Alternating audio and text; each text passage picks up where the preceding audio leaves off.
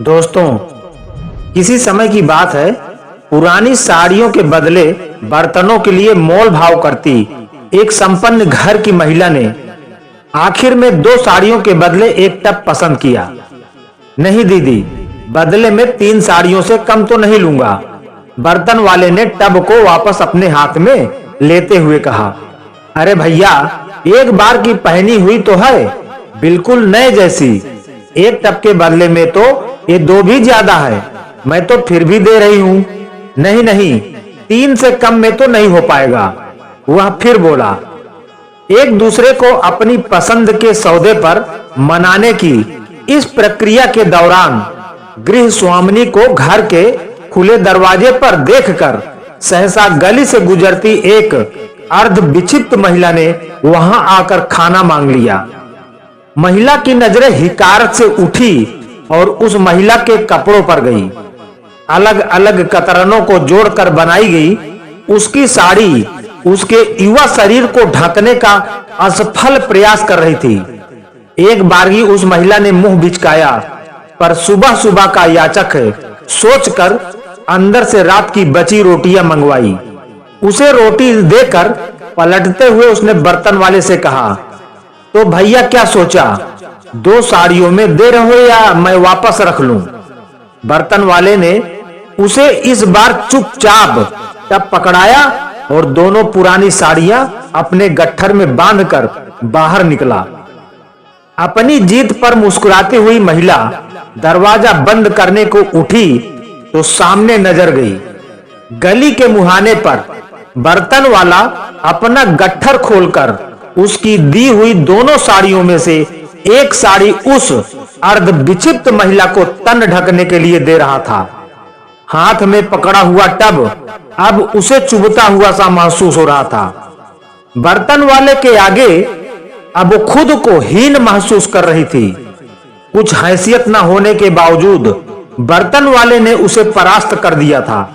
वह अब अच्छी तरह समझ चुकी थी कि बिना झिकझिक किए उसने मात्र 2 ही साड़ियों में टब क्यों दे दिया। कुछ देने के लिए आदमी की हैसियत नहीं, दिल बड़ा होना चाहिए। आपके पास क्या है और कितना है यह कोई मायने नहीं रखता। आपकी सोच व नियत सर्वोपरि होना आवश्यक है, और वही समझता है जो इन परिस्थितियों से गुजरा हुआ हो। बहुत पुरानी बात है। एक गांव के किनारे पर एक जंगल था जिसका नाम था भूतिया जंगल।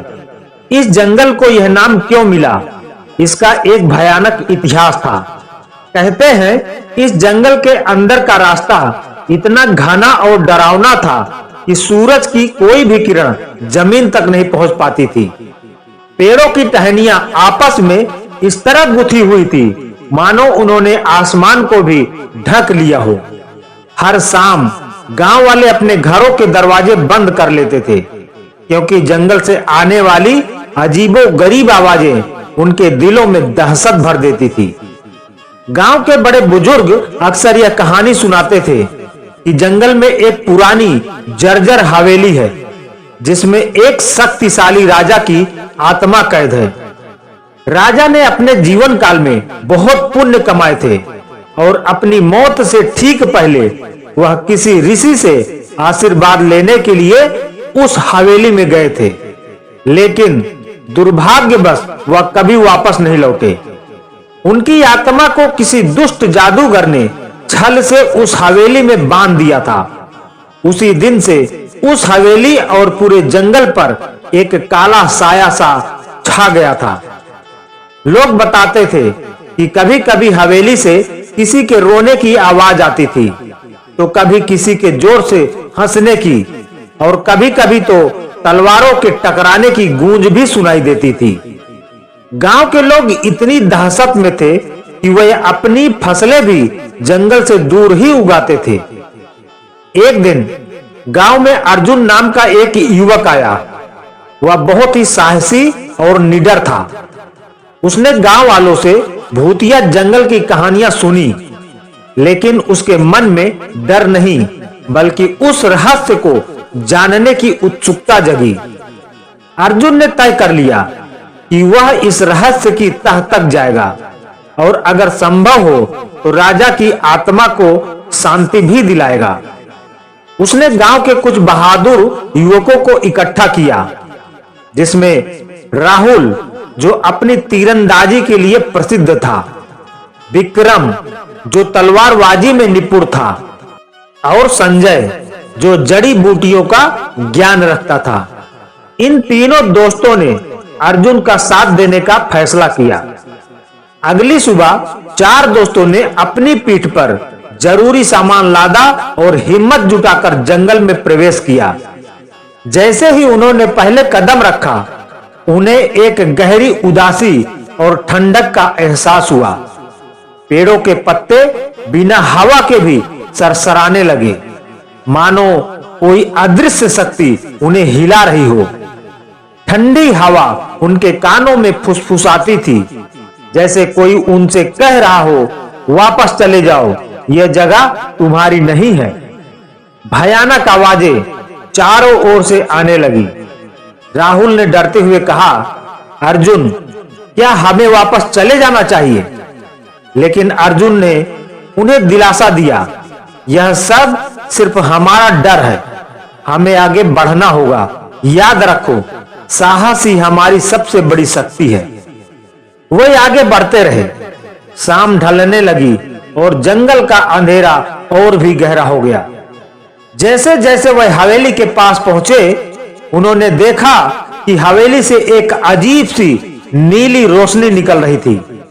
यह रोशनी किसी मसाल या दीपक की नहीं थी, बल्कि एक अलौकिक चमक थी।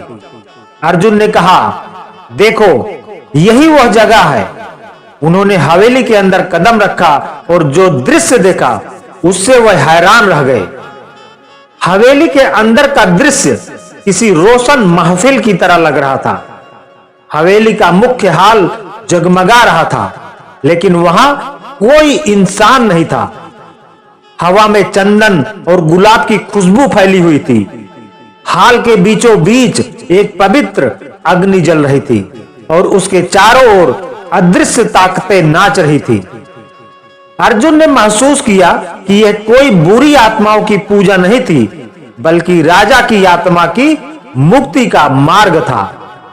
उन्होंने समझ लिया कि राजा की आत्मा शांत चाहती थी, लेकिन उस दुष्ट जादूगर ने आत्मा की पूजा को अधूरा छोड़ दिया था। अर्जुन ने अपने दोस्त से कहा, हमें इस पूजा को पूरा करना होगा। हमें राजा की आत्मा को मुक्ति दिलानी होगी। संजय ने अपनी जड़ी बूटियों के ज्ञान का उपयोग करके पवित्र धूप तैयार की। राहुल ने अपने तीरों से हवन के लिए लकड़ियां इकट्ठा की और विक्रम ने अपनी तलवार से साफ सफाई की। अर्जुन ने पूरी श्रद्धा के साथ राजा की आत्मा को पुकारा। चारों दोस्तों ने मिलकर पवित्र मंत्रों का जाप किया। जैसे ही पूजा पूरी हुई, हाल की नीली रोशनी और भी तेज हो गई।